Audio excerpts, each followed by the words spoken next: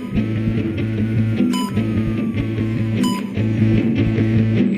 é o Cinepcast, o podcast oficial do Sindicato dos Médicos de Pernambuco.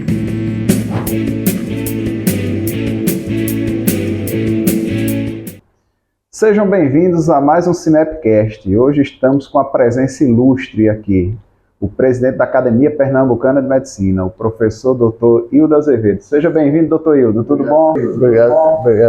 Obrigado mesmo. É uma honra, um prazer estar aqui conversando com vocês sobre, não só sobre a academia, mas sobre a história da medicina pernambucana como um todo, se a gente puder abordar alguns aspectos. E agradeço ao CIMEP, desde que eu assumi a presidência da Academia Pernambucana, na presidência de Cláudia Beatriz e agora com o Valber, o apoio integral que eles têm dado às nossas atividades, a nossa tentativa de requalificação do nosso museu, que é a História Viva, que foi idealizado em primeiro lugar por Eduardo de Assis Rocha, que também foi diretor do Sindicato dos Médicos, depois melhorado por José Falcão, que também foi diretor do Sindicato dos Médicos, e agora sob a presidência do professor Miguel Doerter e Renato Câmara. O nosso museu estava totalmente abandonado quando nós começamos, infelizmente sem receber nenhuma ajuda de órgãos oficiais. A cultura às vezes é esquecida e a história também, mas o sindicato, através da companhia que vocês têm aqui de impulsionamento da OGMA, tem nos ajudado muito no sentido da gente tentar, através de doações e vendas de livros, ter algum acervo para fazer a recuperação desse museu. Isso é uma coisa que eu gostaria de dizer a minha gratidão ao sindicato. E planejamos reabrir e obviamente o sindicato vai estar presente, planejamos reabrir uma das nossas salas no dia 8 de março, que é o próprio Salão Otávio de Freitas, fundador da Faculdade de Medicina e também fundador de quase todas as grandes obras aqui em Pernambuco, mas também fundador do Instituto Pernambucano de História da Medicina, que ele fez uns 3 anos antes de morrer, em 1946. Então, são essas coisas todas que se entrelaçam e talvez venham a desaguar também na Academia Pernambucana de Medicina. Perfeito, doutor Hildo. Então vamos começar pelo princípio. Vamos falar sobre a Academia Pernambucana de Medicina. Qual a função dela e como ela foi criada? O que é que pensaram na época de sua criação que seria a função precípua da Academia Pernambucana de Medicina? E como é que foi criada, né? Bem, em primeiro lugar, a gente deve a visão, o temperamento visionário e inovador de Fernando Figueira. Né?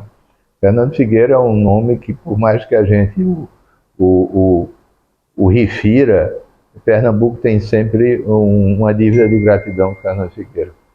Fernando Figueira foi fundador de várias entidades aqui, não só do IMIP, diretor da Faculdade de Ciências Médicas, idealizador da FUSAM, um dos fundadores do CREMEP, com o pai dele, o irmão dele, o Antônio, foi o primeiro presidente do CREMEP, e o professor Fernando Figueira foi o fundador da FUSAM. FUSAM, em 1972, foi o embrião do SUS. Ele exatamente essa visão que a gente tem do SUS, inclusiva, universal, e realmente dando assistência a todos os níveis da população, e já naquela época abstraindo e deletando esse nome insólito que era o chamado indigente na época. Então, Fernando Figueira, dentre outras coisas, ele fundou a Academia Pernambucana de Medicina, chamou uma série de médicos em 17 de dezembro de 1970. No sentido de tentar não só juntar, mas tentar fazer a amálgama de algumas atividades que também eram desenvolvidas pela então Sociedade de Medicina, pelo próprio sindicato, pelo CREMEP até certo ponto, porque é uma instituição federal, mas, sobretudo, no sentido de dignificar o ato médico, sobretudo no sentido de melhorar o atendimento médico em Pernambuco, orientando, quando pedido, as nossas instituições, as nossas autoridades de saúde, cultuando a nossa memória e, sobretudo, em defesa intransigente da ética, da boa medicina e daqueles que mais precisam dentro do serviço público. Fernando Figueira dizia, um dos seus bordões, que enquanto houver uma criança com fome, a alma dele estará sempre em sofrimento. Então, ele convocou uma série de professores da faculdade, nomes ilustres na época, tipo o professor Salomão Kellner, o professor Bruno Maia, da traumatologia, o professor Barros Lima, também da traumatologia, o professor Romero Marques, da cirurgia vascular, o professor Hélio Mendonça, da histologia, que inclusive foi o primeiro medalhista de São Lucas em 1969, juntamente com Leduardo Assis Rocha, que foi também diretor desse sindicato, Nelson Chaves, famoso, Bezerra Coutinho, o avô do nosso querido Mário Jorge Lobo, professor Jorge Lobo, que entrou na história descrevendo uma doença rara chamada doença de Jorge Lobo, que foi inclusive meu paraninfo, e nomes outros o professor Bertoldo Cruz, da epidemiologia.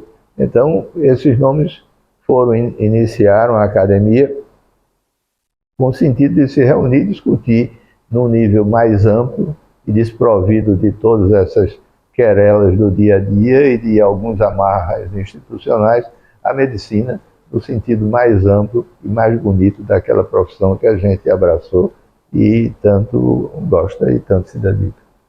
Perfeito. Estamos hoje aqui com o Dr. Hildo Azevedo, professor da Faculdade de Medicina da UFPE, né, Dr. Hildo? Já se aposentou, né? Das duas. Ex-professor da Federal e da UPE.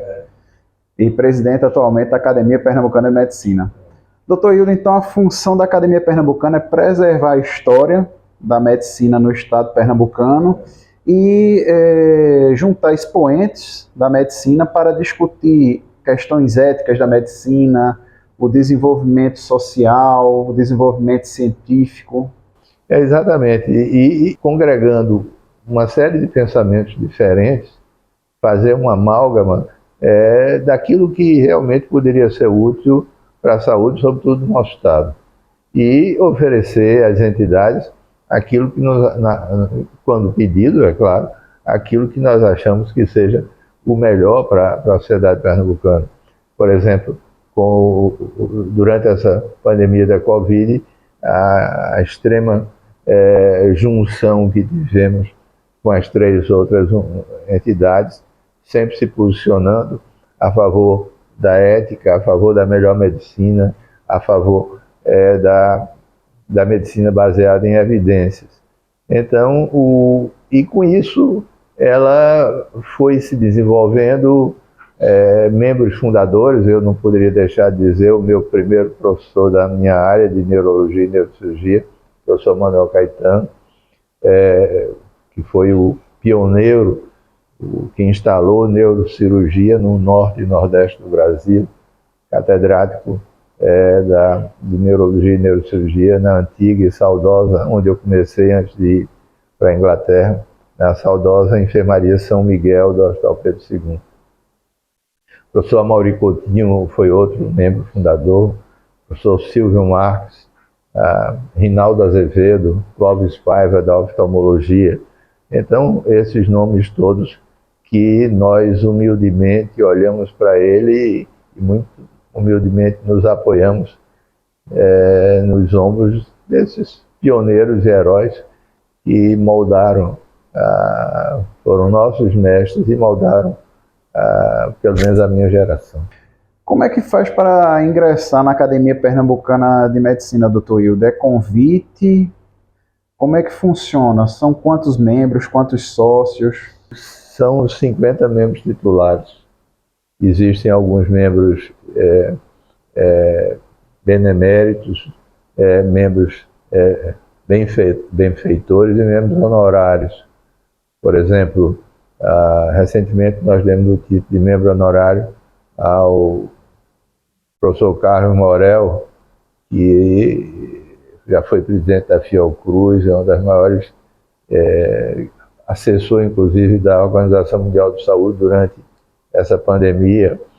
Demos o título de membro honorário ao nosso querido ex-aluno Jarbas Barbosa, agora tendo assumido a Organização Pan-Americana de Saúde. Mas para os membros titulares, quando ocorre uma vaga, as vagas podem ocorrer ou quando a pessoa, por livre e espontânea vontade, quer se tornar um membro eméritus, pessoas acima de 80 anos, abre uma vaga na cadeira sem que ele perca o seu direito de voto, no sentido. Ou então, em virtude de falecimento. Então, nessas, nós abrimos uma... Há sempre pessoas que demonstram interesse de entrar, de participar. E nós temos digamos, uma lista. E sempre que abre uma vaga, nós abrimos a inscrição internamente e avisamos as pessoas mais interessadas que essa vaga está aberta, se eles se interessam. Um ou dois que se interessam e raramente existe uma eleição com disputa de votos. Geralmente, quando um sabe que o outro é interessado, é um mais antigo e vai abrindo mão. E nós temos convivido dessa forma, sem ter de lutar à busca de votos. Na Academia Nacional de Medicina, não, a luta é mais feroz, então há uma eleição.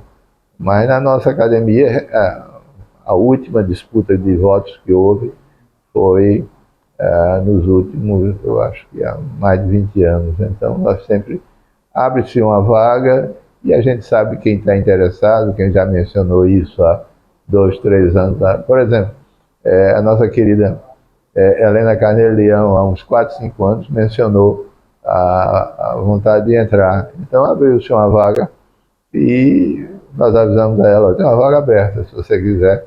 E ela vai haver uma eleição agora no dia 15 de janeiro.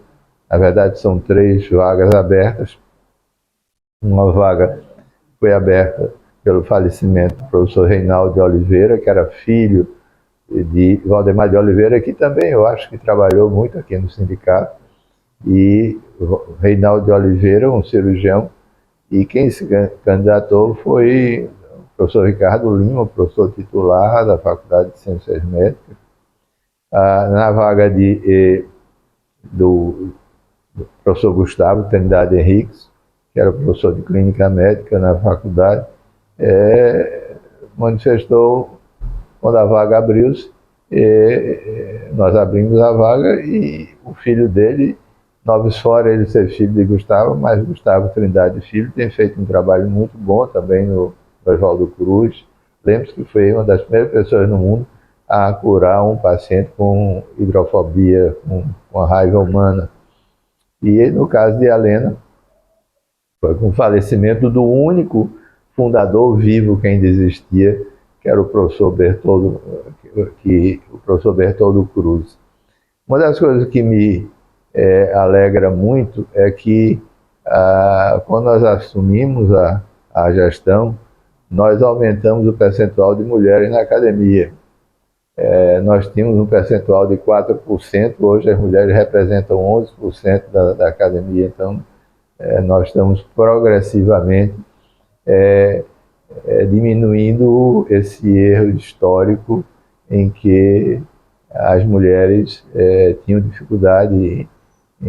Recentemente eu vi até um artigo que uma irmã, na Academia Brasileira de Letras, a esposa de um grande poeta e jurista, Clóvis Bevilacqua, que era inclusive irmã de Otávio de Freitas, fundador da Faculdade de Medicina, foi isso já no século XX, não entrou na academia por causa do seu sexo.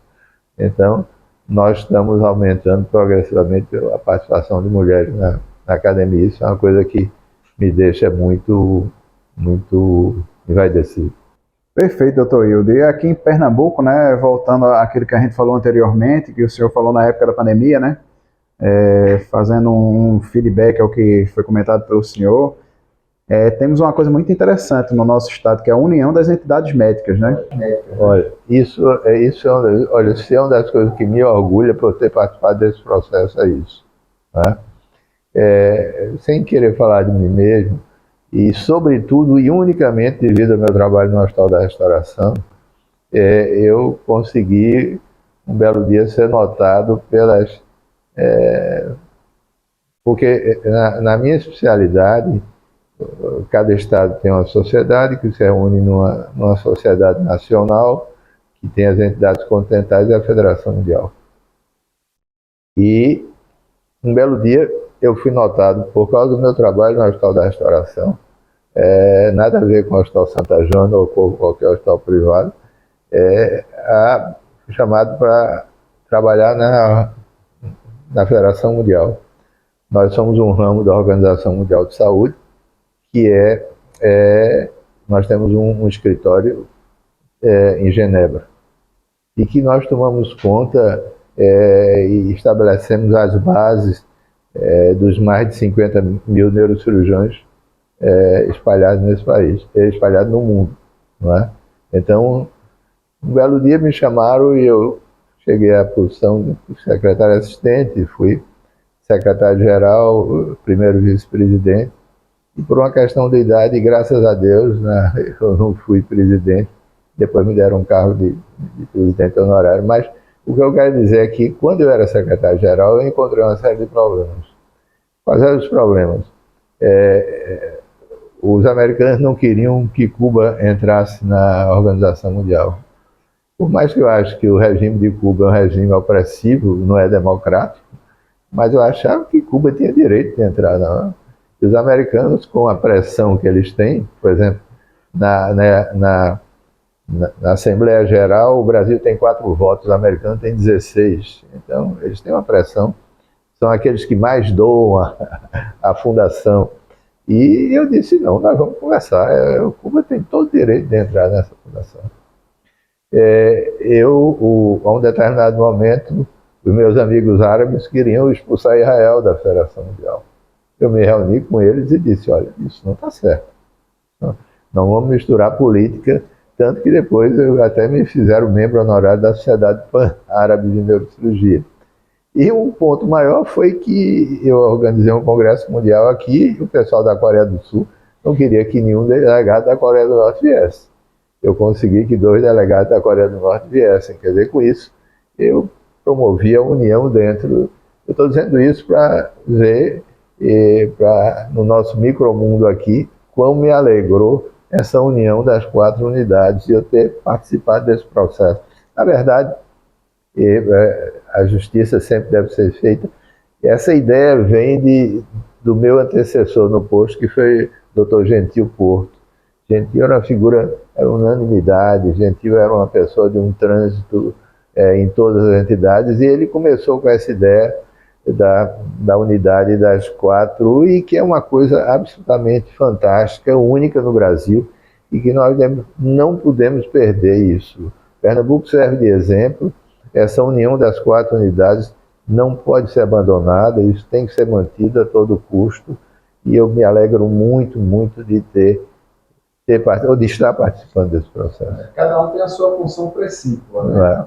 Para a qual foi criada, mas elas se unem uma para ajudar a outra. Uma se ajuda a outra, cada um dentro do seu modelo institucional, né? Mas todos sob um guarda-chuva da proteção, da proteção do ato médico, né? Da proteção do paciente, do melhor ato médico, da defesa intransigente da ética e a manutenção da cultura social. Exatamente. E sempre tendo em conta que, por mais que a gente faça, eu estudei em escola pública, nós estamos sempre em débito com o pagador de imposto, com o povo que paga os nossos salários. Então, eu nunca achei que o meu trabalho no serviço público fosse. Achava que eu sempre tinha uma dívida. Eu fui para a Inglaterra através de... Depois eu consegui um meu emprego lá, até não precisei nem renovar a bolsa, mas durante muito tempo quem me sustentou na Inglaterra foi o pagador de imposto. Eu acho que a gente tem sempre uma dívida com o pagador de imposto sobre aquele mais desfavorecido. Essa é a coisa, e essa é a beleza do SUS. Eu digo sempre, eu acho que o SUS foi o maior instrumento de inclusão social desde o advento do salário mínimo. Não existe nenhum maior instrumento de inclusão social. E isso foi feito quando eu trabalhei na Inglaterra, entre 73 a 77 quase. O nosso SUS, eu dizia, isso tem que acontecer no Brasil. Isso tem que acontecer. O nosso SUS foi baseado, foi uma emulação completa do chamado NHS da Inglaterra, o Serviço Nacional de Saúde. Esse Serviço Nacional de Saúde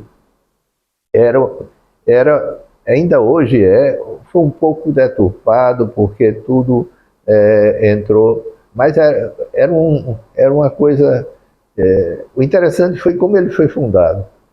3 meses depois da Inglaterra, Churchill ganhar a guerra, há uma eleição geral e ele perde a eleição para o Partido Trabalhista.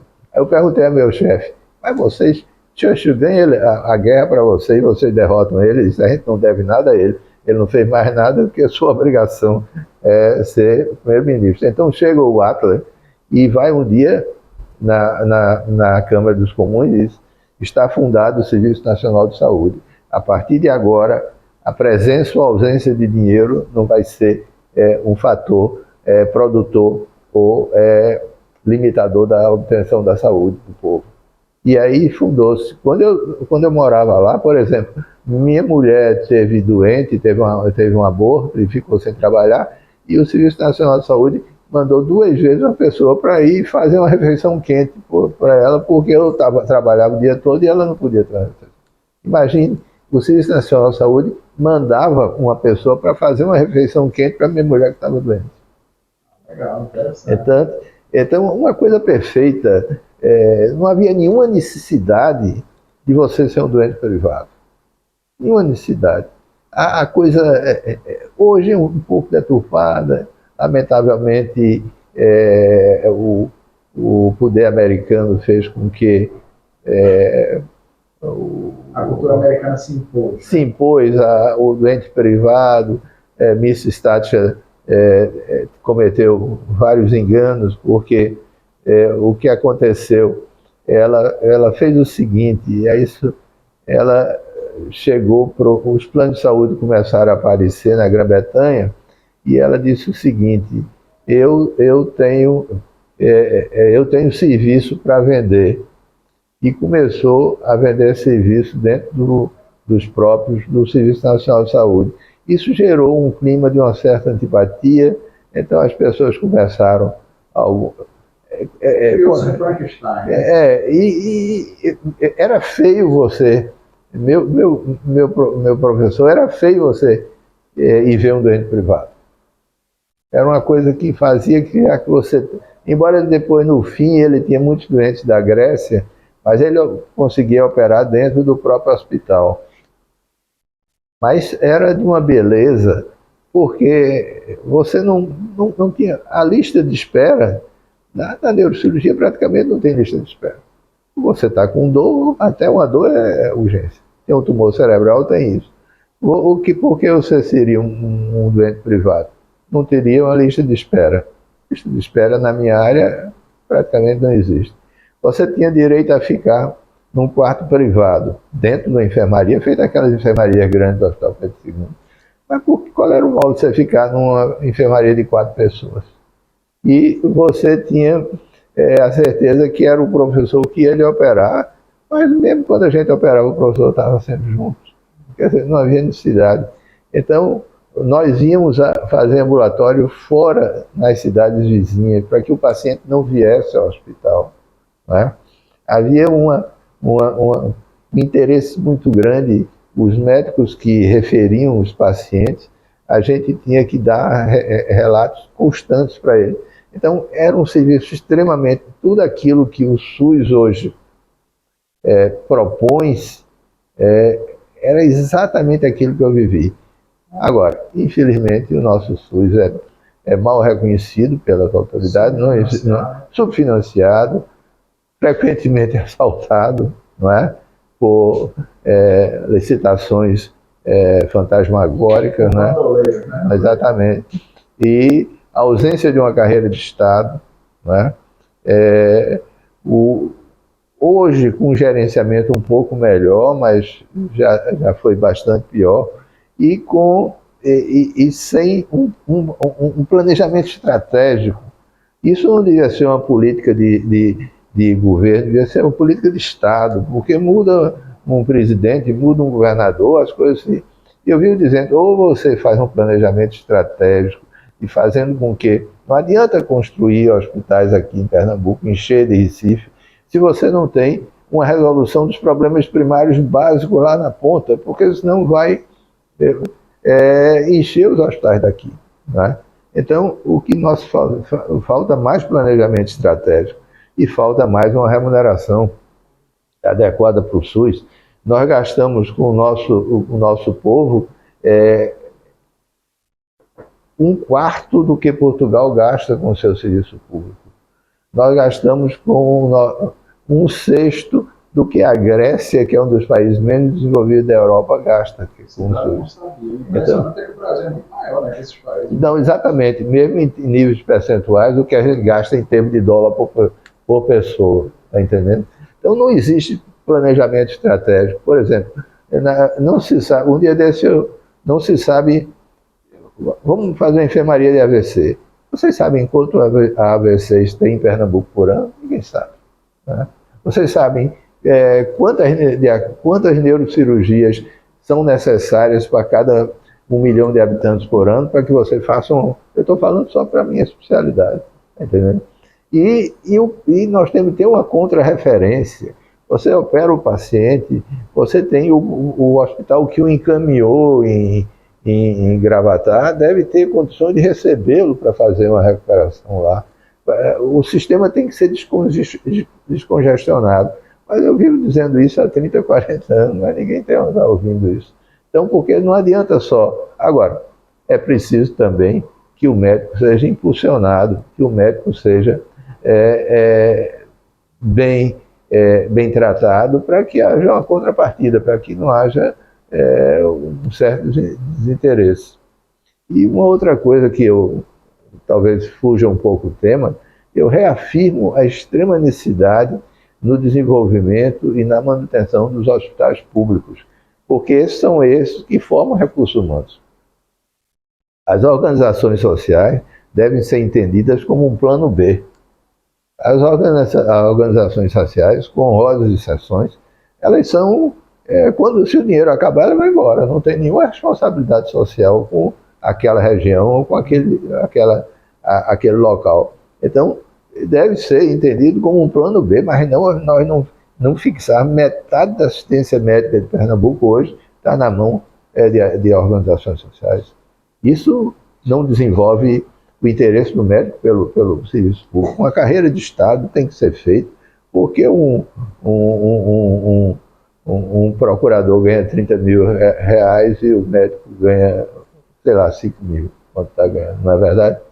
E veja, com o passar do tempo, quando eu entrei na faculdade, como professor assistente, quando eu voltei para o concurso em 78, o meu salário, veja, dava para comprar, dava com meio carro, um carro desses hoje mais barato, 40 ou 50 mil reais. Quer dizer, eu dava, com 2 salários, comprava um carro de 45, 50 mil reais.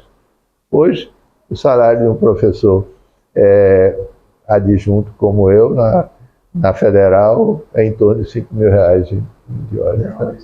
Então, com isso, você não desenvolve o interesse do médico de trabalhar no serviço público, né? Só de pessoas que realmente vejam aquilo como uma missão, né? Eu sempre achei que você está sempre em débito, não é? E eu sempre fui muito ligado à África, sobretudo à África. Eu tenho residências africanas. A gente está sempre em débito com esses povos que vieram para nós na situação mais humilhante possível e nos ajudaram a construir a nossa nacionalidade. Então, isso também faz parte que o médico deve introjetar dentro da sua atividade de trabalho. Mas com isso, na academia, a gente tenta colocar essa série de pensamentos juntos e, eventualmente, discutir e tentar... Por exemplo, hoje nós tivemos uma reunião muito boa lá em que Carlos, que faz robótica lá no Hospital Português, está falando sobre... Praticamente não existe, quer dizer, a cirurgia robótica só em Pernambuco, só 18% da população de Pernambuco pode ter cirurgia robótica. 80% que é a nossa população não tem o direito de ter cirurgia robótica. Isso é um absurdo, né? Então a gente não pode se calar enquanto entidades, e nós na academia vamos liderar uma tentativa de conseguir, sobretudo no Hospital Oswaldo Cruz, que é um hospital universitário da Universidade de Pernambuco, que tem uma residência de urologia, um serviço de urologia. Então essa é uma das campanhas, eu acho que a partir de hoje eu vou tentar liderar juntamente com as outras entidades. Perfeito, vamos embora para cima, doutor Hildo. Conte com o CIMEP.